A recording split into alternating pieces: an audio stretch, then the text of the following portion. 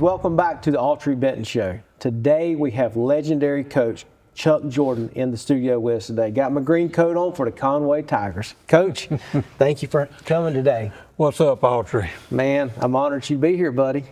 Well, I'm honored to be here. They don't usually get many old fogies like me, I guess. Coach, you still in good shape. I know you ain't nowhere near old, sir, for sure. But man, I think, Coach, people know a lot about your coaching career, but I want to go back a little bit further and know kind of the early life of Coach Jordan. Tell me about that. Where'd you grow up? Well, I grew up in Conway. I was in Conway all my life and didn't move off until I went to college. Mm-hmm. And I grew up on Woodward Drive in Jamestown, and we used to run the streets like I don't see kids doing that today. Mm-hmm. But on Saturday particularly, we'd all get kicked out of the house because you had to go play in the yard. Mm-hmm. And I remember, too, playing up on top of people's houses. Oh, really? We just did that. We'd get on the roof and do stuff, and to think about that now is crazy. If you saw a kid on the roof, you'd probably call the police. Call the law. But I mean, we just used to do that and build trees or build tree houses and just do a lot of stuff outside. Yeah. Don't see kids doing that anymore. Playing ball outside particularly. Mm-hmm. Good. So you just had friends in the neighborhood that you just always ran around with? Wow, that's great. Tell me about your mom and dad. Well, I was, my dad was a plumber, D.H. Jordan Plumbing, and he had a business the entire time I was there, and my mom stayed home but kept the books and everything mm-hmm. for his plumbing business. And so I still, matter of fact, before I came on the show today, mm-hmm. I was doing some plumbing at the house, and I'm what you call a dangerous plumber because I know just enough to get in trouble. Yeah, but you've been around it. I've been around it, and I think getting in and helping Dad a little bit in the summer or after school sometime and getting in that ditch with a shovel, I decided I was going to go to college. So you have dug a ditch with a shovel before? I have, and there's a lot of gumbo in Conway. They sure, and a lot of roots in Conway too, ain't there? Wow. How about siblings? You got any siblings? Yeah, I got more than I need to tell, but I have 6 siblings, well 7 actually, plus myself. Yeah.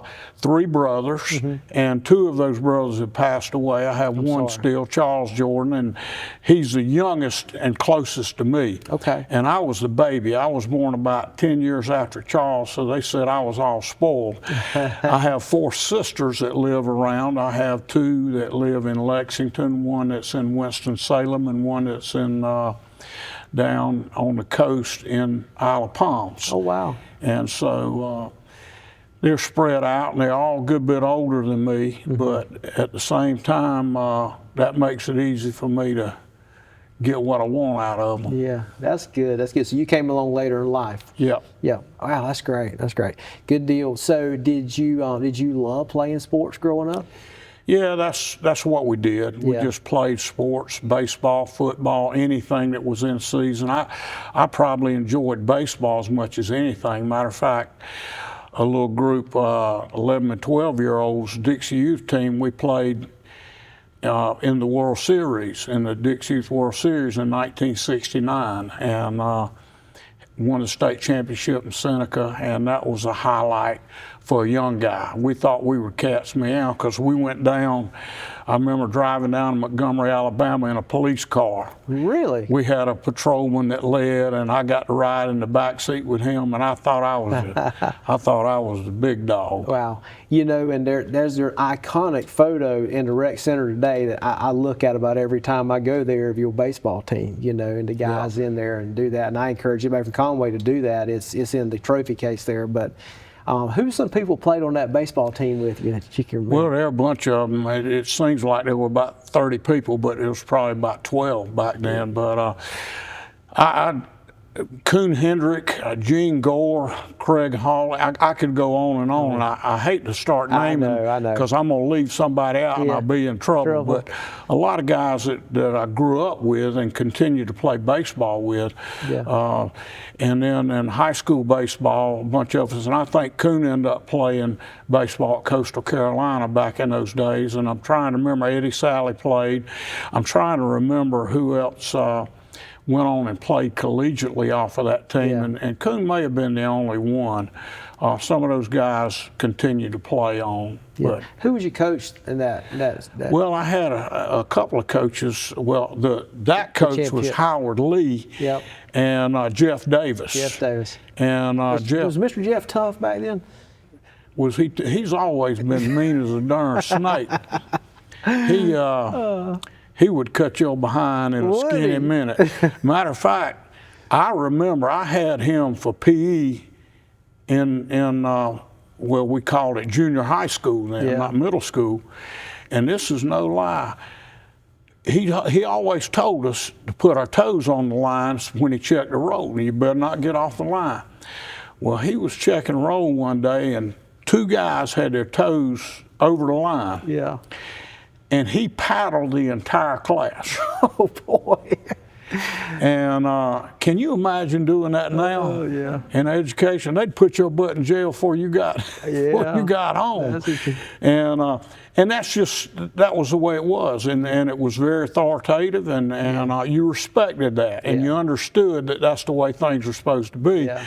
And you did what you were told. Yeah. You know, Coach, you say that. Most people know Mr. Jeff Davis just know him from Palmetto Chevrolet. Didn't know he was an educator much of his life. I mean, that's... Yeah. I don't know if he'd ever qualify as an educator. I'm just kidding when I say that. No, he was our PE teacher, early on.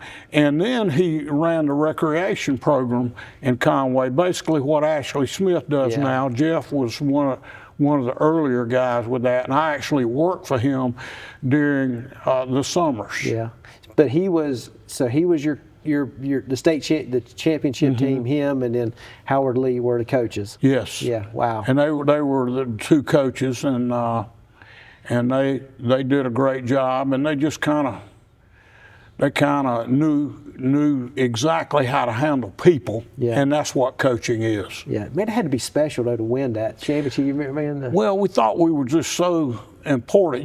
When you're that age, you think that there's nothing else going on in town. Yeah. And I remember coming back to Conway and having a big parade and everything when we got back, and I just, it's very, very fond memories, and all of us that we've gotten together from time to time, and it's good to see everybody. That's neat. Good deal.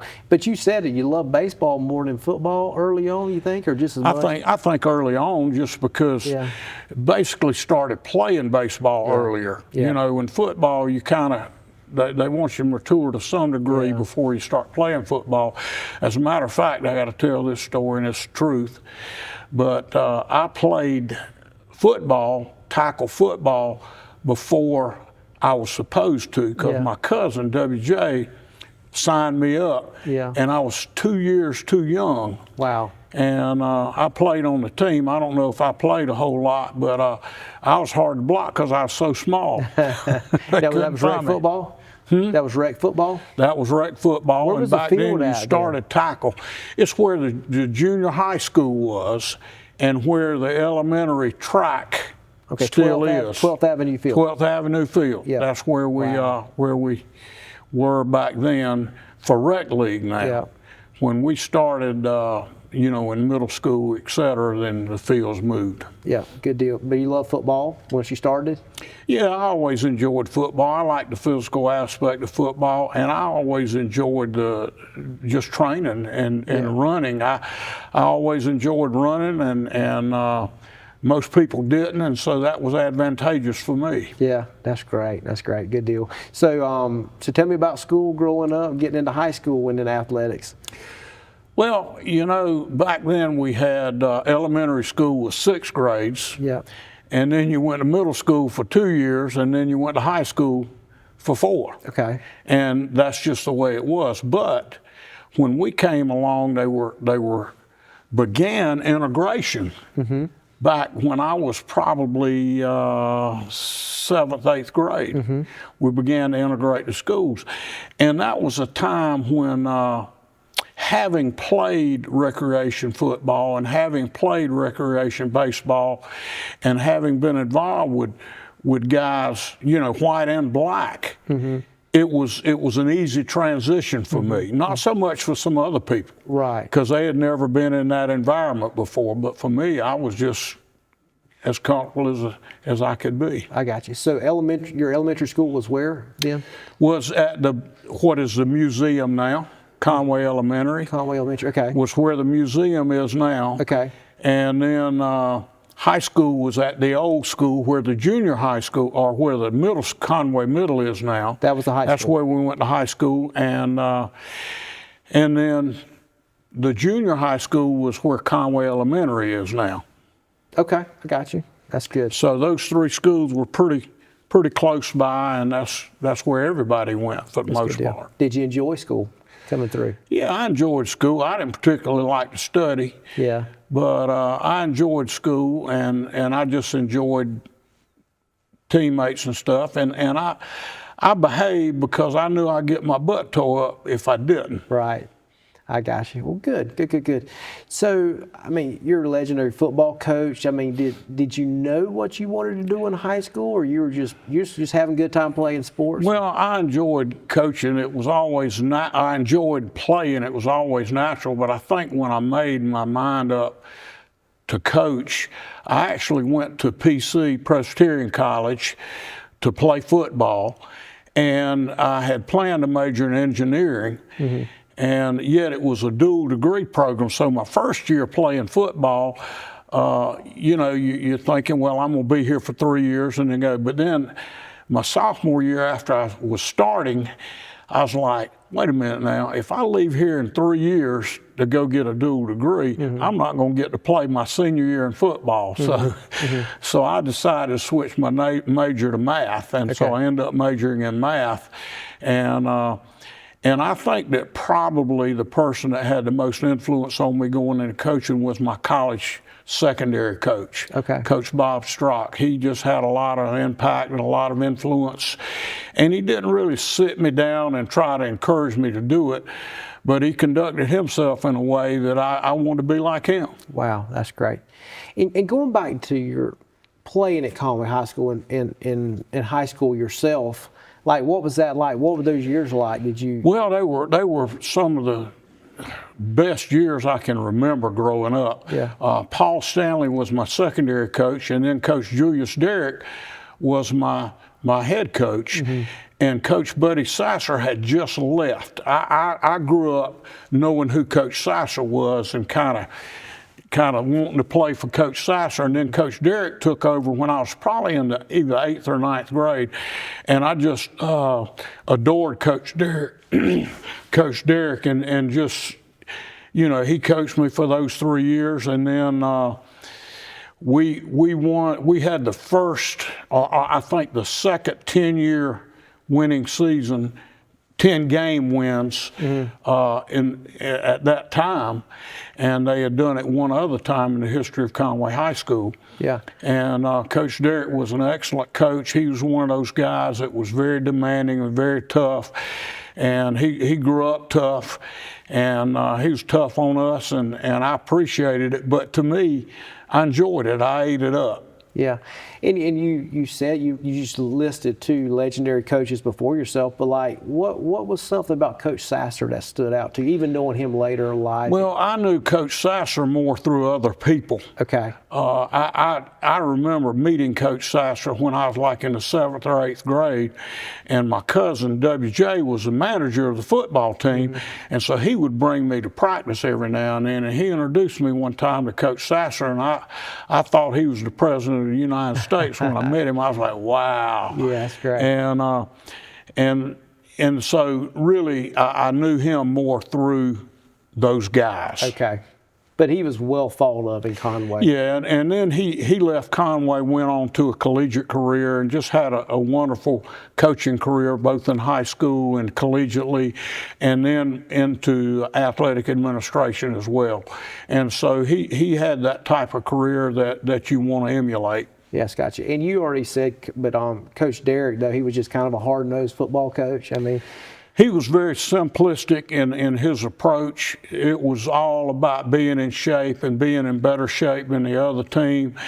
And, you know, we didn't lift weights a whole lot back then, but nobody was lifting weights. But I promise you, Coach Derrick worked on those muscles. Yeah, he had you in physical shape. Oh, yeah, he had you doing push-ups and whatever else he could imagine. Yeah. How many years did he roughly coach in Conway? You know, I had all those statistics at one time, and yet when I came back to Conway in 1983, Coach Derrick was still teaching at Conway High School. Was he really? Coach Derrick decided to get out. I think I graduated in 75, and I think Coach Derrick's last season was 77 or 78. In football season. And what he had done, he coached his son Dirk and Kevin Childs and some of those guys, and he kind of took that group through knowing that he was probably going to get out. So he retired as a football coach, but stayed on at Conway High School, and that was very typical back in those days. And so he was there for many years afterwards, and when I came back, he was still teaching at Conway High School. Wow, that's great, great. Wow. So is there a game or something about you playing high school football in Conway that stands out to you, that just a memory you have? Well, yeah, there's so many when you look back on it. I mean, so many different things. I remember we were playing Hartsville one night, and they punted to us at about, I returned the ball at about the 45-yard line, and I remember Coach Stanley, my coach, was saying, no, no, no. Yeah. And I caught it and had to make one guy miss and scored a touchdown. And so I always teased him about trying to get me not to catch that ball. Yeah, wow. But I distinctly, you know, those things you never forget. Myrtle Beach had some real good teams back in those days too. They won a couple of state championships with the Sumter kids, LaVon Sumter, Nate Sumter, but they never could beat Conway. Yeah. It drove them crazy. But they couldn't beat Conway to save themselves. And then we played some teams around the state. We ended up my senior year being 10-2 or 10-1, and we played Spring Valley in the quarterfinals. And back then they were one of the largest schools in the state, and we lost up there 10-7, I think. But we were very good defensively. Yeah. I think we gave up 36 points my senior year in 12 football games, which is crazy. Yeah. But we were good on defense. And of course, people didn't score back then like they do now. Wow, that's great. So you kind of alluded to a little bit, so you went on to PC, you know, they're playing college football. Yeah, I went on to PC. I walked on at PC, actually. We went, back then you would go and try out at several schools, and I weighed $145 coming out of high school, and I was just light. And so we went and tried out at Wofford and PC and Newberry and Furman, you know, those kind of schools. And PC seemed to show the most interest. And I'd met Coach Strock there too, and just seemed natural to me. And so I walked on there, and then each year, you know, got more and more scholarship money. But I remember, I always tell people though that I started my first game at PC and I started my last game at PC. Wow. Now, the truth of that though is the only reason I started the first game was because I was on the kickoff team and we kicked off to the Citadel. And so I ran down on the kickoff team. I didn't get to play much else. Wow. But you played. So that's not entirely true. Yeah. But did you enjoy your time there? Oh yeah, I had a great time at PC and met some great people, and still got a lot of friends in the upstate particularly. Yeah. that I keep in touch with, and some in this area as well. Yeah. But it was a good time for me, and I was in ROTC there as well for the 4 years I was there. So when I left PC, I had to do my officer's basic and that kind of stuff. I didn't know that. Wow. Well, so okay, and you said your secondary coach inspired you to go into coaching. What year was that you knew that you wanted to kind of be a coach? Was it towards the end of your college career? Yeah, I think that it always was. It was such a natural transition for me. And I remember sitting down with him one time my senior year, and I had already decided on the education track, and it was just a matter of where and when and what I would coach at that point. Yeah, and then also you just said it, but you were going to be an educator. What did you think about that? Were you excited about preparing to go back and teach kids? I mean, well, I didn't really put much thought into it. I was just thinking about football, coaching. Yeah, yeah. And yet my first teaching job was in Columbia at Richland Northeast High School, and I taught 5 classes of math, and I was teaching basic math, and I was also teaching calculus. Wow. And as a new teacher, and so you had to spend some time in preparation. Yeah. And so did a lot of teaching back then, and you didn't think much about it. You just do what you had to do. But I learned some valuable lessons as a young coach, because I was a young guy, and that was a pretty established staff. They had been part of the Spring Valley staff that had split off, and it was a new school built from Spring Valley. Well, how did you get that opportunity? Did you apply for it? Did you have? No, I actually, Coach Galt, who was my head coach at PC, and he's a renowned, legendary coach, collegiate coach, and Coach Galt came to me and said, "Hey, Chuck," he said, "they're looking for some coaches in Columbia." He said, "Where do you want to coach?" Because he knew I was going into coaching at that point in time, and I said, "Coach, I don't know, anywhere." And it's the only job I ever. Well, it's not. I actually interviewed for one other, but I ended up taking that job at Richland Northeast. Dean Feibel was my head coach, and he was good to me. Yeah, wow, that's good. But coaching, but also teaching. I mean, that's a lot of things happening at one time there. Yeah, but you kind of took things as they came, and coaching has progressed so much from the time I started to where we are now, in terms of expectation, in terms of what you do with kids, how much time you spend with them in the off season, etc. It has progressed tremendously. Yeah, I got you. And you have to do it to be competitive. Yeah, bring me up on your personal life. Had you met Miss Pat by now? Yeah, I met Miss Pat way back. I met Miss Pat. We actually. I remember being sweet on her one time in middle school, but she wouldn't pay me any attention. Yeah. I thought she was cute as a little rabbit. Yeah. And then in high school we dated a little bit. I dated her and one other girl. Oh, I wasn't one of these guys. I wasn't one of these that dated everybody. I was a little picky. Yeah. Not because I could be, but because I was just ignorant. And but anyway, Pat and I dated in high school, and we were high school sweethearts for a while, and then we were still dating when I went off to PC, but we didn't date all through college. We dated around. I think dated her most of my freshman year, but not after that, and then we didn't start dating again until I was coaching in Columbia at Richland Northeast. Matter of fact, the story is, and this is a true story, that I really didn't pay her much attention, because she was dating those guys up there in Clemson, and I'd hear about it from other people. So I said, I had enough of that woman. I'm done with her. Oh, boy. And so anyway, I was at football practice one day at Richland Northeast, and we were down there practicing, and we got through, and I had a couple of kids that I had to run extra, some of my kids, because I don't know what they did, but I was running them extra, and I was out on the field running them, and I looked up on the hill, and I see these girls, there's about 3 good-looking girls up on the hill, and I'm like, what's going on up here? Well, we were in the playoffs, and so my birthday was coming up, and Pat was up there. I hadn't seen her in several months. Wow. And she was up there with the other girls. Of course, they went to the car when I walked up. You know, Pat had that scripted. But she made me an apple pie. Wow. And for my birthday. Yeah. And so shortly after that, I kind of made her. I kind of pushed her away a little bit, but shortly, because she had broken up with me earlier, because she wanted to date her Clemson boys. You was playing hard to get. I wasn't playing hard to get. I was still mad at her.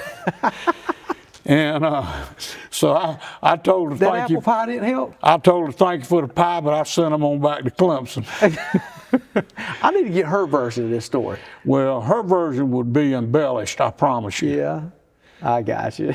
Oh, boy. Were y'all classmates in the same grade? No, she was 1 year behind me. 1 year behind you. 1 year behind me at Conway High School. Yeah. And we dated her my junior and senior year and her 10th and 11th grade and 12th, because I was at school at college. Yeah, so you were at PC and she was at Clemson. Yeah. Well, I was at PC. She was at Clemson. I got you. From that point on. So she gave you an apple pie. You kind of still played cold shoulder for a while. Well, how long did it take for things to progress a little bit? Well, you know, all that's vague in my mind, and whatever I tell you, she's going to tell me I was wrong when I get home. We're telling the world right now. But I'm kidding. Yeah, you're right. But anyway, basically, we just kind of started dating again, and just a little bit at a time, and then it didn't take long though, because. Yeah. You know, I love that little thing ever since I laid eyes on her, and it was kind of always. And I remember when we were in college, it was very difficult breaking up with somebody that you really cared about. Yeah. And to her, she said she never really wanted to break up. She just wanted to date some other people, and I was like, ain't gonna happen, baby. It's me or nobody. She said, okay. Yeah, wow. So anyway, that's the way it was. You getting into some serious stuff from a long time ago. This is what the viewers come for. So, okay, you're killing me. You're killing me. So I'm gonna probably eat those words later. When did y'all actually get engaged and kind of get serious? Well, we got engaged when I was coaching at Richland Northeast, and then we got married. After I coached 2 years at Richland Northeast, and then had an opportunity to go back to Presbyterian and coach to PC. Okay. And so I went back to PC as a quarterbacks coach, and I was actually working up there, and when we kind of re-engaged a little bit, and that's the summer before. And but the apple pie started the whole process, but it was slow going. And then when I was at PC, we started dating, and it didn't take very long. You know, when you've been dating somebody a couple of years, it's quicker the second time. And so we were actually married in '81. I started coaching the fall of '81 at PC, and we got married in the winter of '81, and then coached there in '82, and then came back to Conway to our hometown in '83. I got you. So y'all actually started your married life at Presbyterian? At PC, yes. Wow, that's great. But how many years have you been married now, Coach? I can't believe you asked me that on the air, because if I get this wrong, I'm dead. But nonetheless, happily married a long time. I was married in '81, and it is 26. So 45 years in December. There you go. I got you. Good deal. I ask a lot of our guests this, but what's some marriage advice you give everybody out there? Don't do it. Oh boy, he's really in trouble now. Miss Pat, well, you still love him. I know you do. And I've given a lot of marriage advice, because I've got 2 sons, and one that's been married for about 5 years, the other's been married about 2 weeks, so he hadn't sought any advice yet. But it's coming. But it's coming. Yeah. But I remember Cannon called me and said, Dad, this girl is not the same person I married. She's not the same. I said, son, you better get used to that. Yeah. Suck it up. Yeah. And you know, most of my marriage advice to my children have been that it's the toughest thing I've ever done, because you're putting yourself in a position where you're with a person that is a different person, and if you think women ain't different from men, you're an idiot. Yeah. And you got to learn to live together. Yeah. And yet I've always been competitive enough that I didn't want to get the short hand on anything, and that's not served me well over time. Yeah. And I think the biggest advice that I've given my two in the married life is forget it and drive on. Yeah, it's good. It's good. Good. I know that you're a man of faith too. You want to talk about that, your relationship with the Lord, Coach? Yeah, I grew up in the church, and I was baptized. I was saved and baptized at First Baptist Church when I was a young fella. I think I was 12 years old.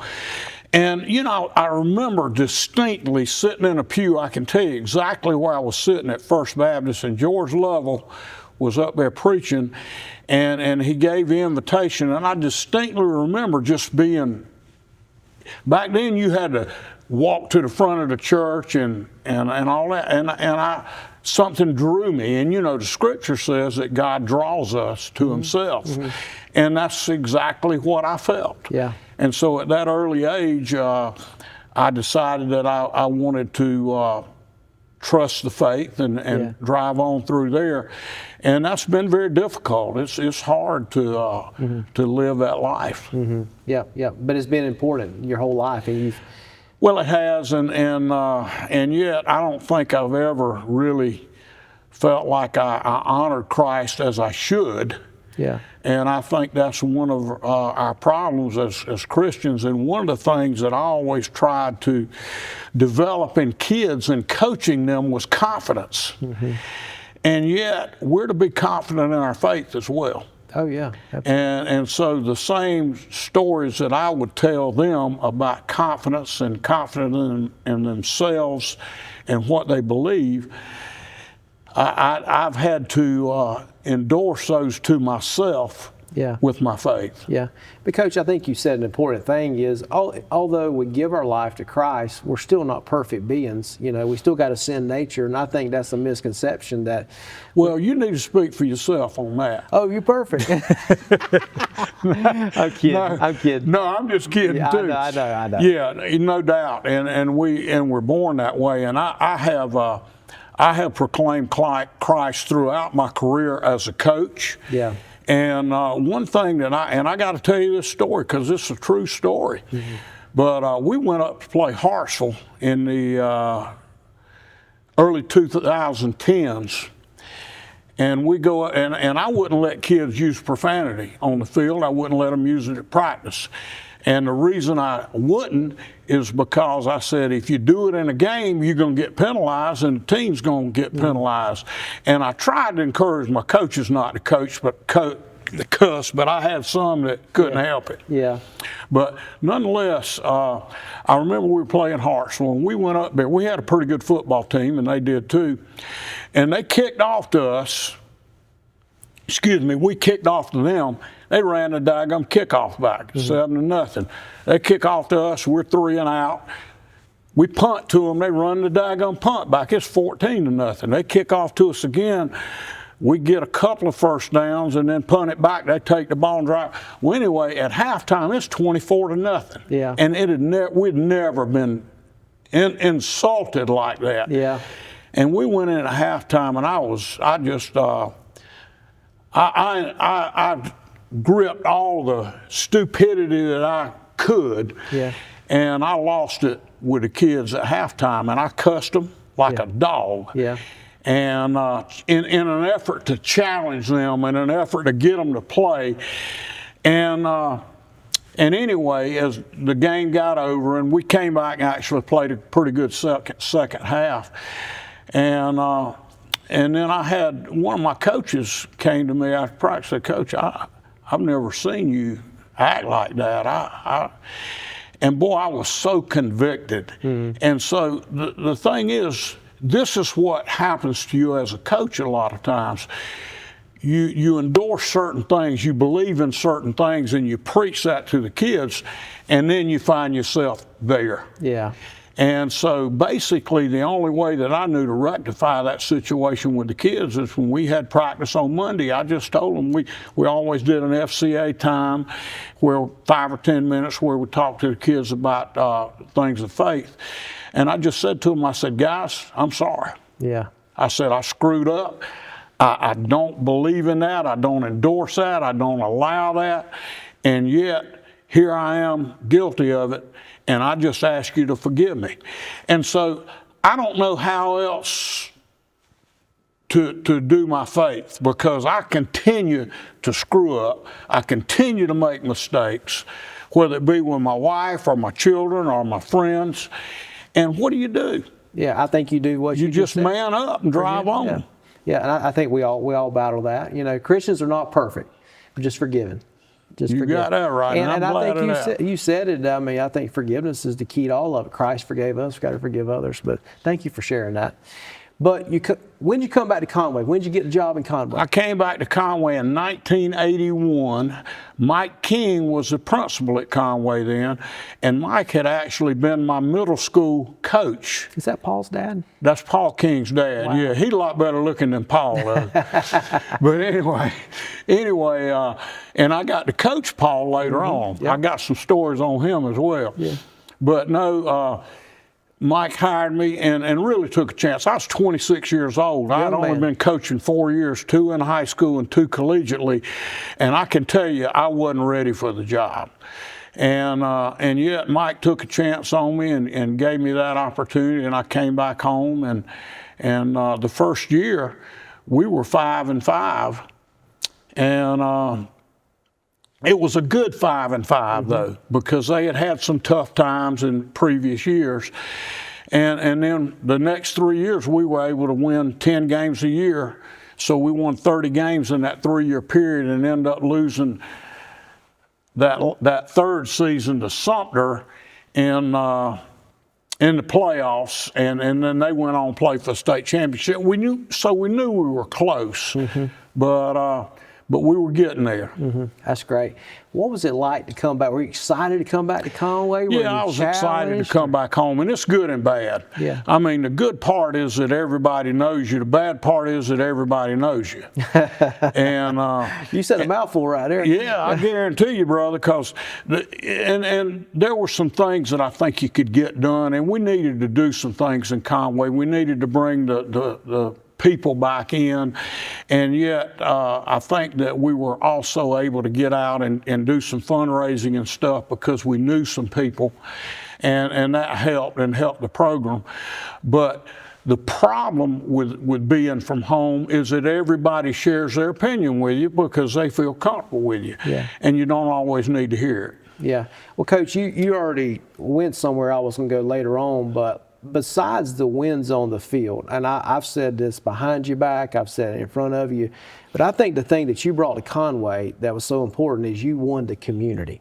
And you understood how important it was is to have the community involved in the program, from the fundraising, just the people involved, and the facilities we got at the backyard now is due to you. And you deserve a lot of credit for the facilities we have now. Well, I want to thank you for that. Well, and you know, I think we got to go back a little bit when we start talking about facilities, because at that time, Autry County schools had nothing to do with athletic facilities. Basically, at that time frame, that was more of a luxury that the community provided. And what happened is we were still at Coastal Carolina, and that's another story in itself. But getting back to the support of the people in the community, we were able, when we decided to move to Coastal Carolina, and that came on after 1999, and I don't think we need to be there yet unless you just want to jump to that. But anyway, that was one of the most difficult things that I think I've done. We actually raised $1.3 million to build the stadium there at campus, and the district kind of helped us match that. And the thing that I'm very proud of is that we did that with the initiative with Conway, and then we've seen that happen at all the other schools. I've always resented a little bit the fact that we raised our money to do it at Conway, and then the district felt compelled to do it at all the other schools, and they built the same facility that we had built. Yeah. But we raised our own money. And we got so much to cover, but talk about the graveyard. I mean, Conway played a lot of football. That was a special place to a lot of people. You want to touch on the graveyard real quick? Yeah, it was. And the biggest thing about the graveyard, I remember when they started playing out there, at that time, Coastal Carolina was a little old tiny dot on the map. Yeah. And they had a lot of land out there, but they had no need for it. Conway High School was landlocked. The old school, the old stadium used to be played where the buildings are now at Conway High School. I remember going to games there as a young fella, and it was right there on the campus of the middle school right now. So in '69, they moved out to Coastal Carolina with a $1 a year lease with the community. And it was basically you got to keep in mind that when Coastal Up started, it was Conway people for the most part. And so when they built the stadium there, it was built by the people of Conway, and Coastal had no idea they would ever need that space. Right. Yep.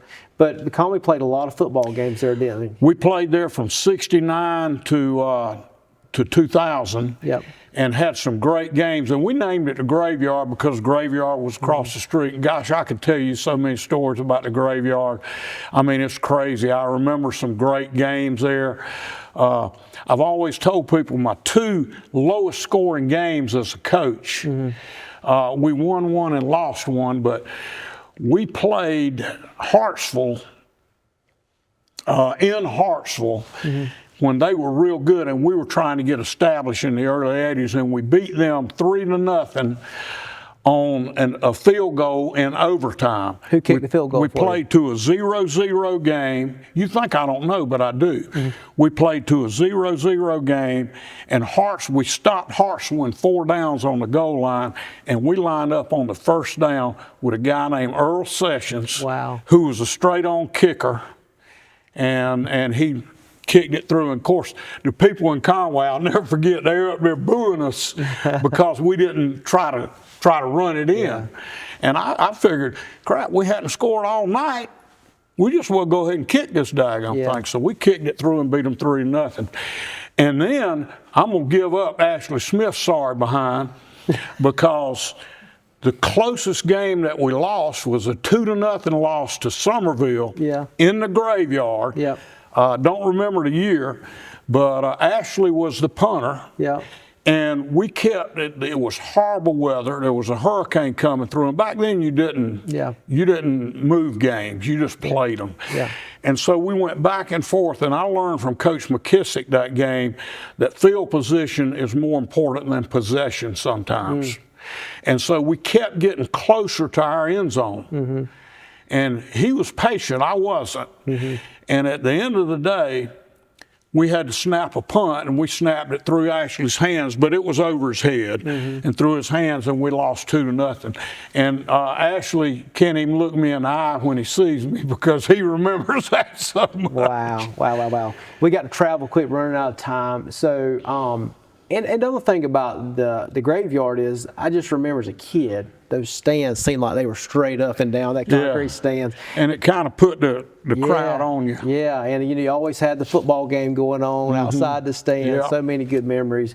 But we moved to the backyard, and you get so much credit for what you did there, and thank you for that again. Yeah, I tell you what, I thought the name was very, very much deserved. It was our backyard. We had been at the graveyard for all those years, and now we were finally in the backyard. Now, I got to tell this story, and this goes way back. When I took the job at Conway in 1983, John Dawsey was the superintendent. And I remember going with Mike King over to meet Mr. Dawsey. This was when he was introducing me as a football coach. And I remember Mr. Dawsey standing up and said, "Hey, Coach, I'm John Dawsey. We're going to build you a football stadium at Conway High School." And that was 1983.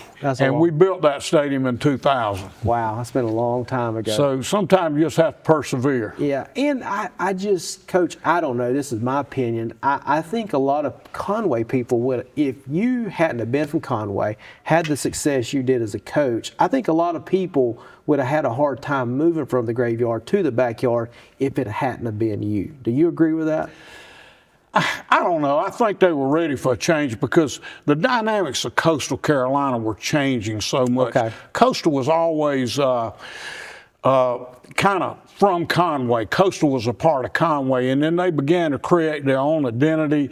And see, the baseball field at Coastal Carolina, I used to play, that's where we played high school baseball. Yeah. We ran track at Coastal Carolina. We played football at Coastal Carolina. And so the track went away. We had a track at 12th Avenue. The baseball went away. We had a field at Conway High School. They built that. So I think it was an evolution in essence, and I don't think people ever really felt that. But I do have a theory on why we finally did make the move. Tell me. Well, Socastee had been in a situation where they had to. They had an old school at a middle school that was the old high school, and they were going to build. They wanted a new stadium, so they basically were going to build the stadium on campus, and they needed to play at the graveyard, they needed to play at the graveyard and share a field with us, and we said no. That ain't gonna happen.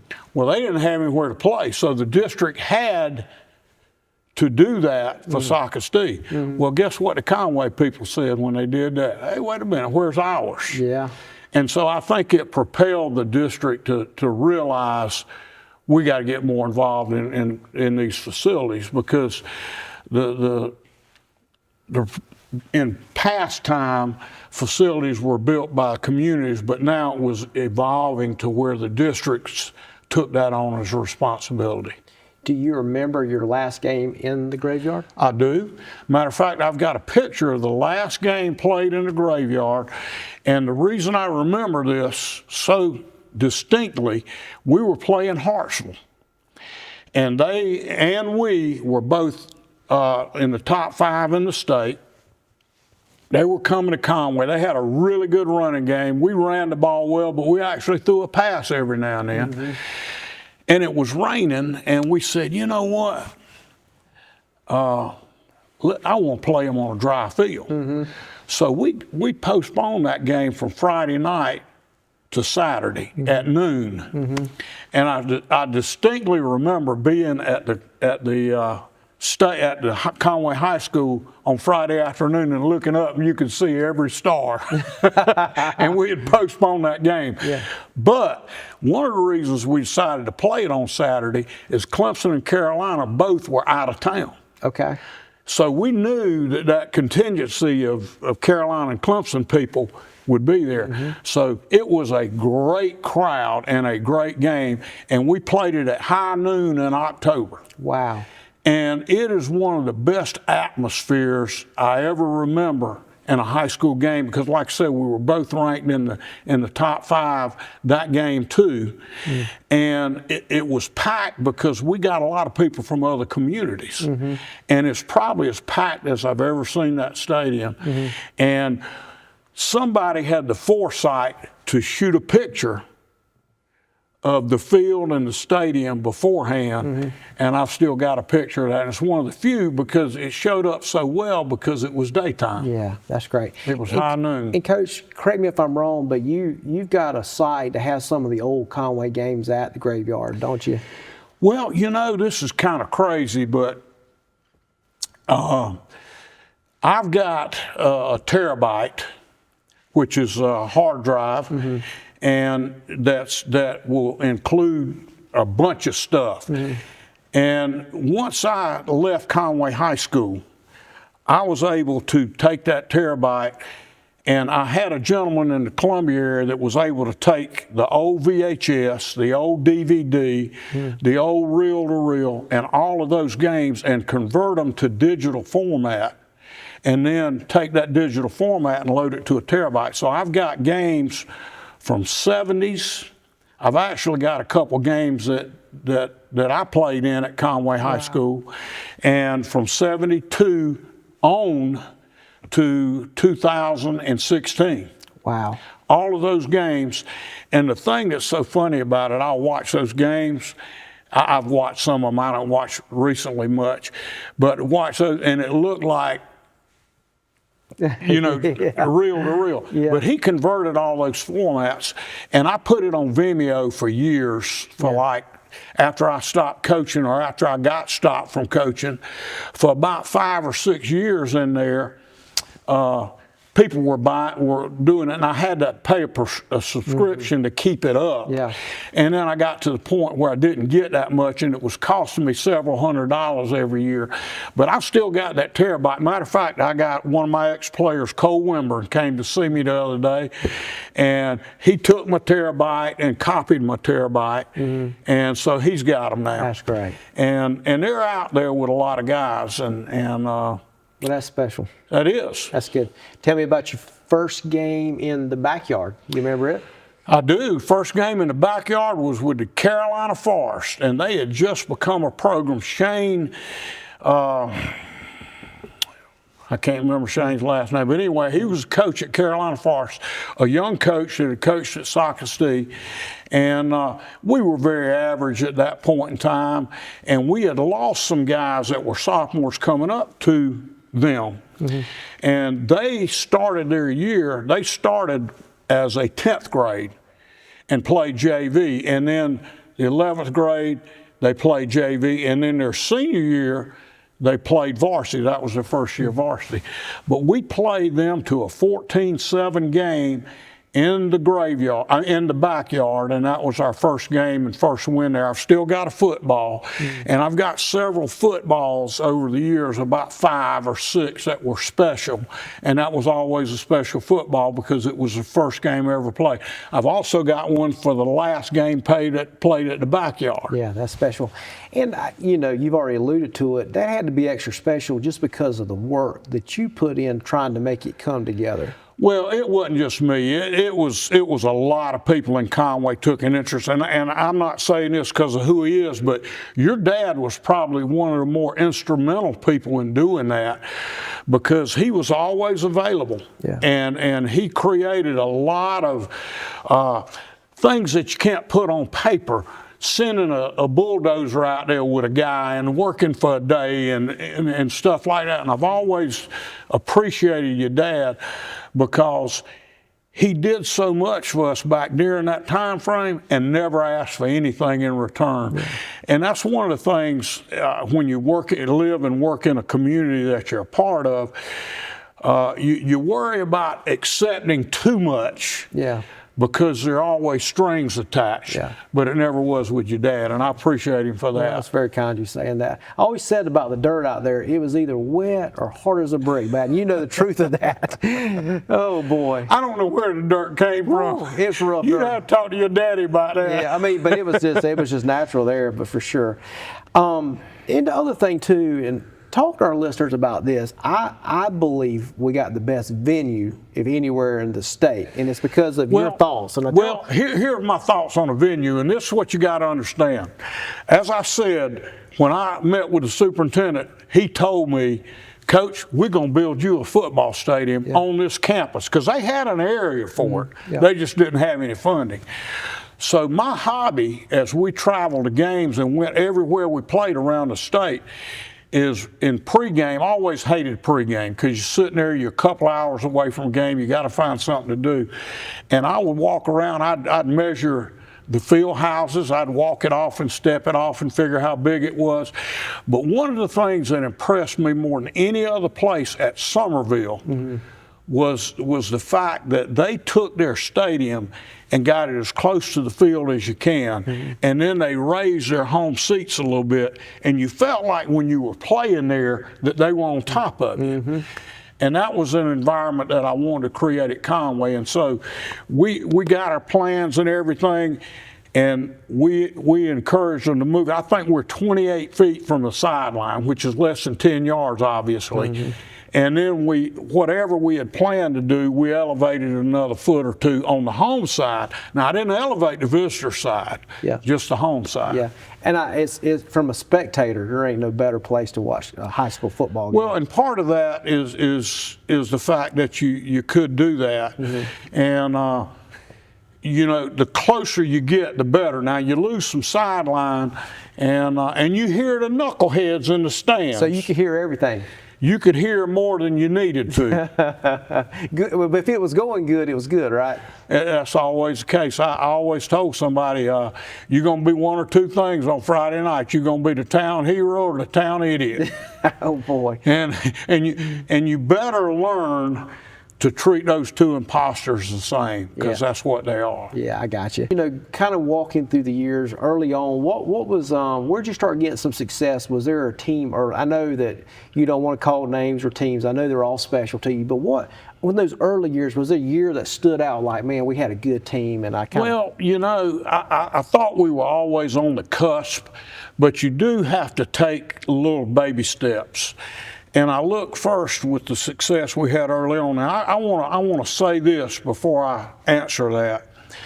I found that I was a pretty good coach when I had good players. And it's an amazing thing, but it's very true. And so the point being, you go through those cycles, and if you stay somewhere for 34 years like I have, you realize that things are cyclical unless you have some type of distinct advantage over your opponents. And you're not going to have that quite often unless you're just terribly bigger or you're recruiting or whatever else. So in answering that question, I would say that in the mid 80s, we kind of had some things going well. And then in the late 80s, I felt like was the best team we had had to that point. In 89, we had the boycott. And so it killed us in 89, but it is what it is. And we had to endure that, and we were 0-11 that year. I told people the only game we won, we crushed Socastee 7-6. And that's the only game we won in 89. And then we had to kind of build it back up. And then by the mid-2000s, we were very competitive again. We won 13 games, 2 or 3 years in there. We lost to the state champion on 2 occasions, Spartanburg, and one time it was Dorman, one time it was Spartanburg in the playoffs, deep in the playoffs.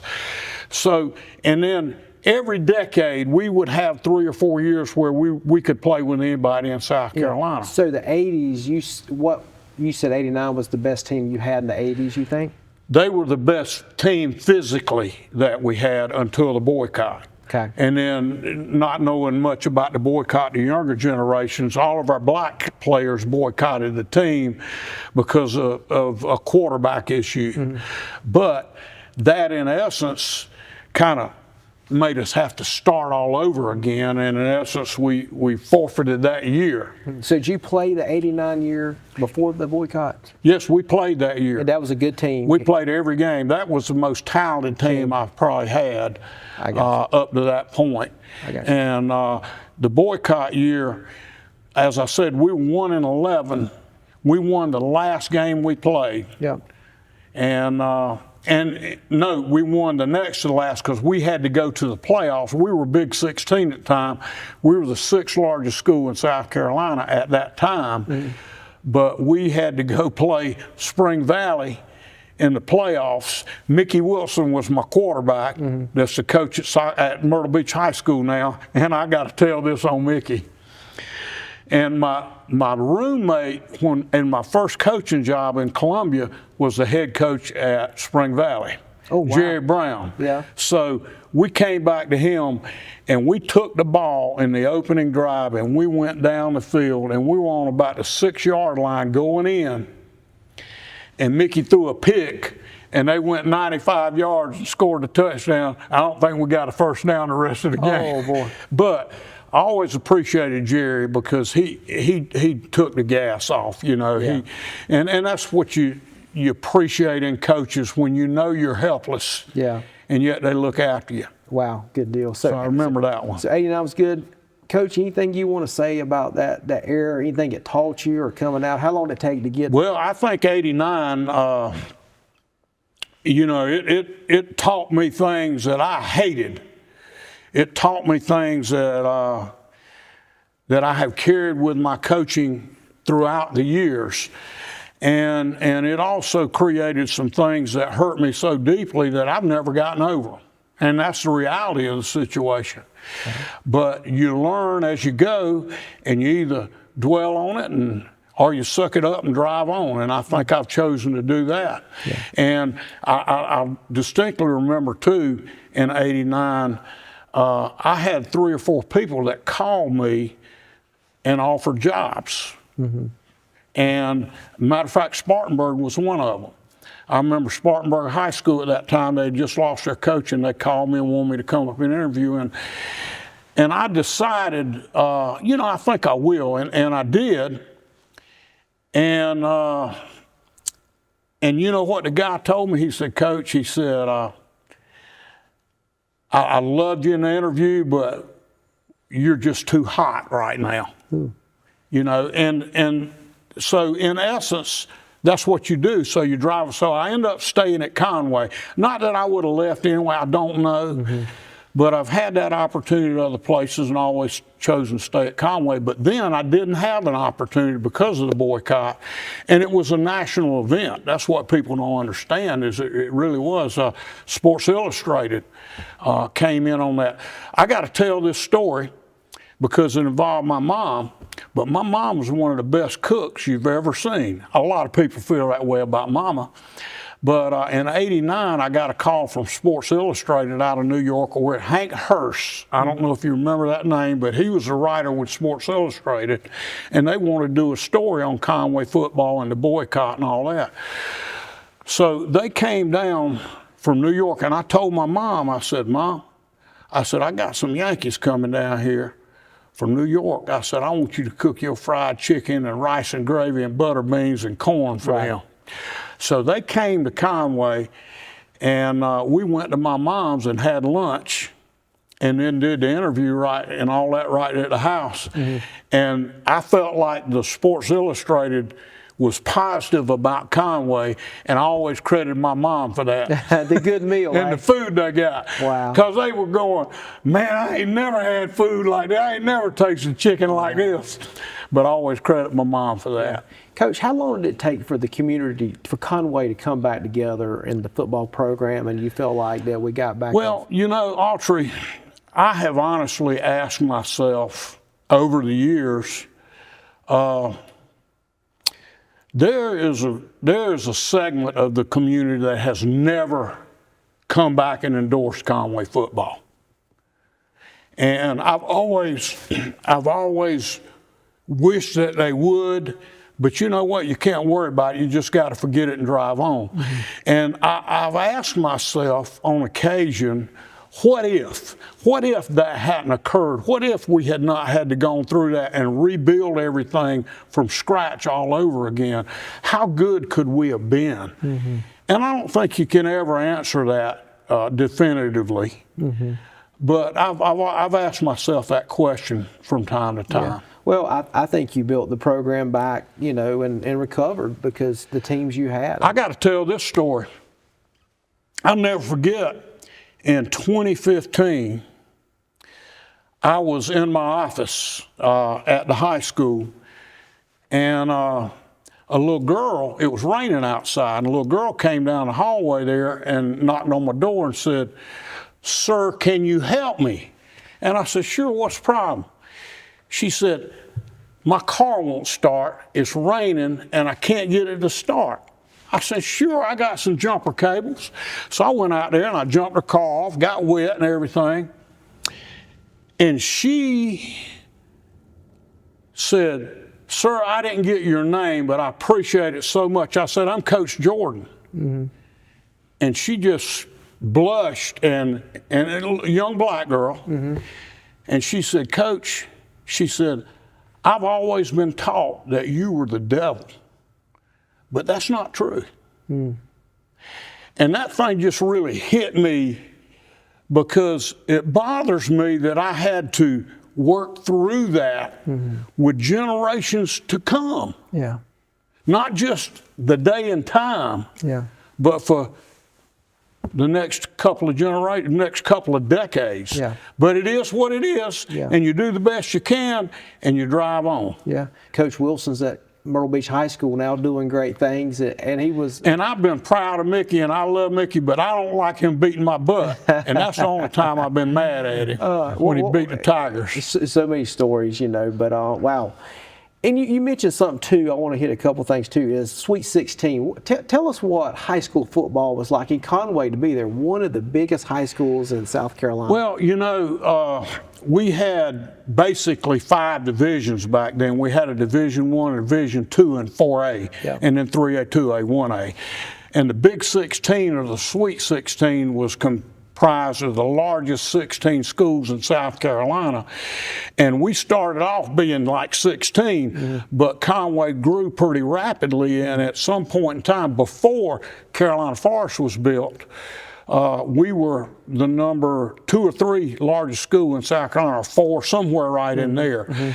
And we were in the Big 16, and that's why when I mentioned playing in the state playoffs, yep. that was an automatic berth. Those 16 were in a separate playoff bracket because they were so much bigger than the rest of the schools. But it was a good thing to say we're part of Sweet 16. Yeah, the Big 16 was a big deal back then, and then it kind of phased itself out. And I think part of it was some of the schools were growing, and it was growing in ways that consolidations, et cetera, and the system kind of just didn't work as well going forward. Yeah, I want to ask you this too. You talked about the 80s. You know, what was a year in the 90s, a team? You know, I know you don't like call play. We had some great football teams in the 90s. I think 93, 94, 95, that was those were 3 years that we could play with anybody in South Carolina. Yeah.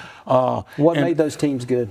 Well, what made those teams good was good players. Good players, yeah. And of course, I think that you always had to do your job as a coach, and you always had to have good people around you. My philosophy was you hire good people and you let them do their job. And if they can't do it, get rid of their butt. Yeah.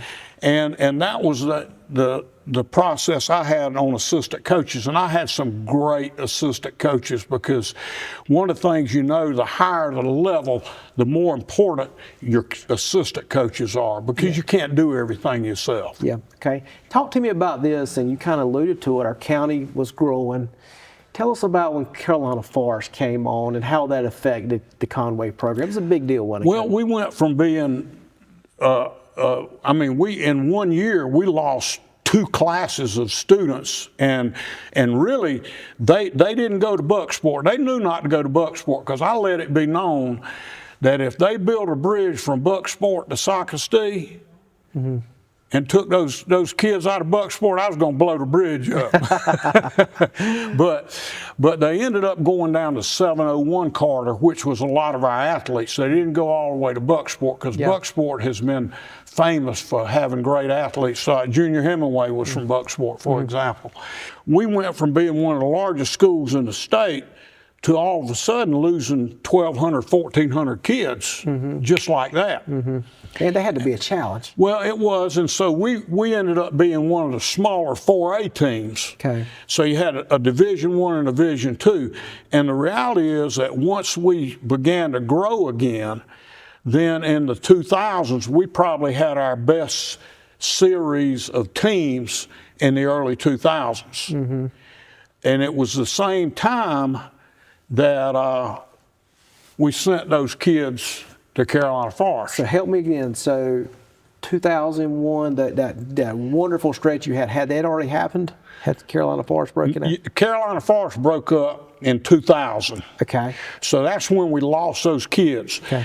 But the best teams we had, we played for a state championship in 01, 02, 03, and then again in 06. I had never put that together. Wow. Well, the fact that now, one of the positives were we were in Division II now. Okay. So we were in a division that was more our size. Right. The problem we had in Division I is we were a Big 16, but we were a small Big 16. And now we were a bigger Division II team. And that absolutely parallels, because the bottom line is, if I got more kids than you do, I'm going to probably have more athletes than you do. And you can call it coaching, you can call it a lot of things, but that's what it equates to. Yep, I got you. Good deal. So talk to me about that 01 team. You know, that's the first year you were... First year we played for state championship. Yeah, we were having some verbiage fights with Marlboro County back in those days. Marlboro had played for a state championship. We wanted to, and we were battling back and forth. And they were a Big 16 school also, believe it or not. Marlboro County was in that time. We played them in the regular season, and they beat our tail. And it's the only game that we lost. Well, we lost one other in the regular season, and we lost to West Ashley, who won one game that year. That's just the way it was. So we played again. We started in the state playoffs, and we ended up playing Marlboro County in the state championship game. Right. In 2001, and we lost on the last play of the game with 15 seconds left in the game. They threw down the field, and I'm not going to rehash that because I've seen it in my dreams 500 times, and so we lost on one play there. In 2002, we ended up playing again. We played well, and what I was getting back to, because we lost all those kids to Carolina Forest, I think it made us have to get some young kids ready. And when I've had a sophomore class that dominated my football team, I knew we were going to be good in 2 years. And that's kind of how that was. So I got to give Carolina Forest a little bit of credit, even though I hate to give them any kind of credit. Yeah. So anyway, that team that we played with in 01 was a lot of the same guys in 02. The quarterback, Duran Lawson, was a sophomore in 01. In 02, he was a junior. So we went back to the state championship. And I want to think we were... 02? 02. 02, yeah. And I think we were 13-1 at the time. We had beaten Berkeley, who was a top-ranked team down in Berkeley. And here's the crazy thing about that game that I always remember. You remember different things about different games. We were playing Berkeley down there in the semifinals, and the boss, Melvin Singleton, we called him the boss. He was a big running back. Berkeley had driven down the field, and we stopped them short of the goal line on about the 10 coming out. And they pretty much had the game wrapped up. And we busted one. The boss ran one right up the gut and went 90 yards and scored. They came back out. We stoned them.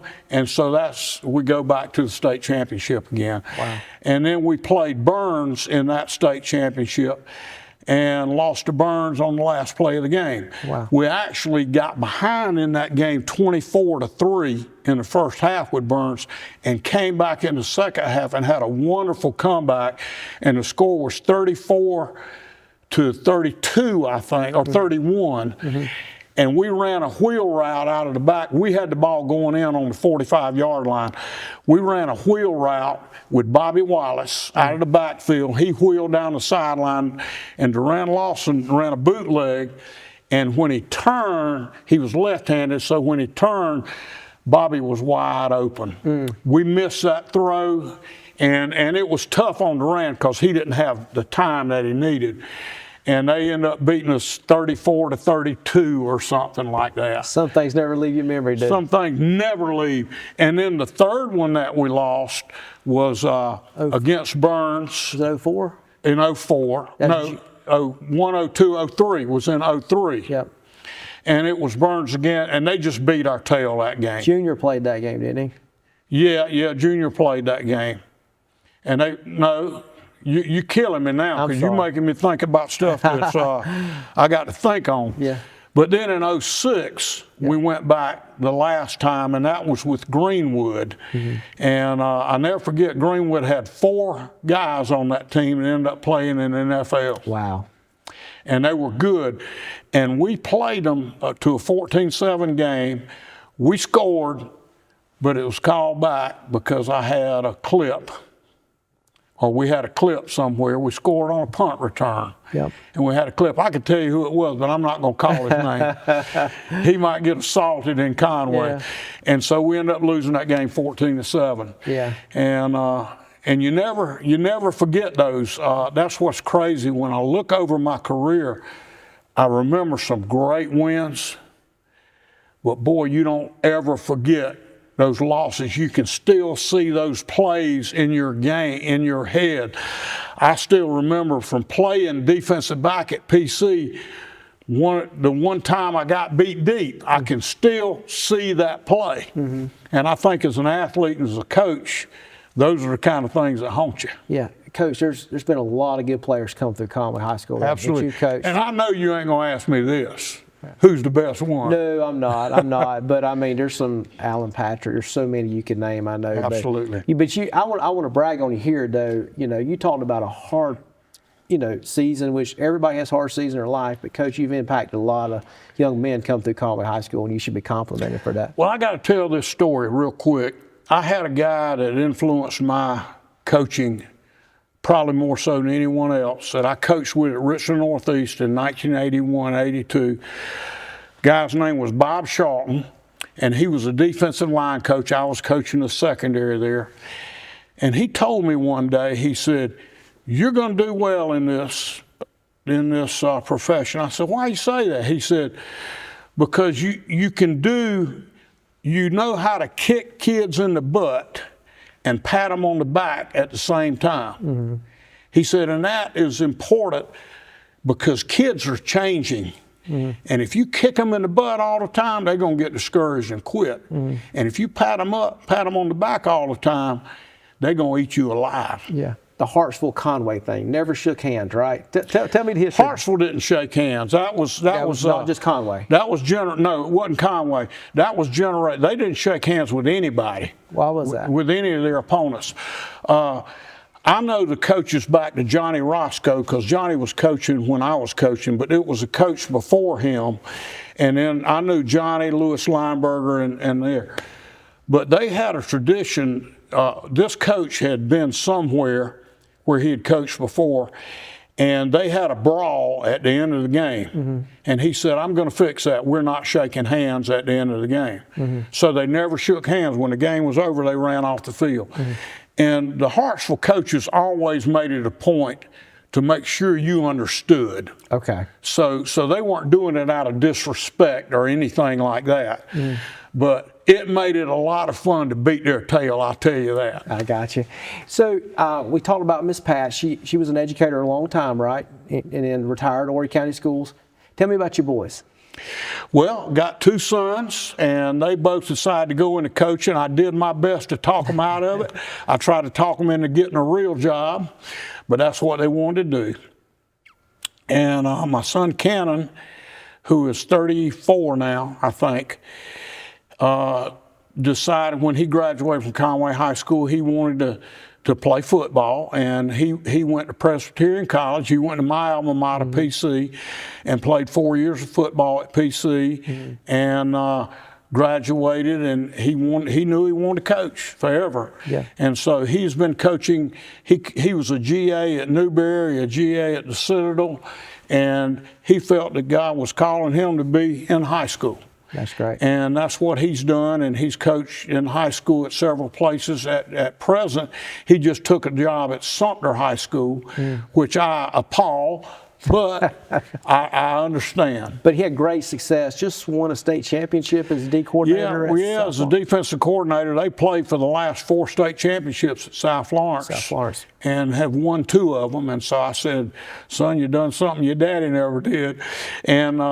And you know, I always felt that South Florence had great players, but they'd never been able to put it together, and this the first time. Sawyer was always, as a player, he was always more confident than he was good.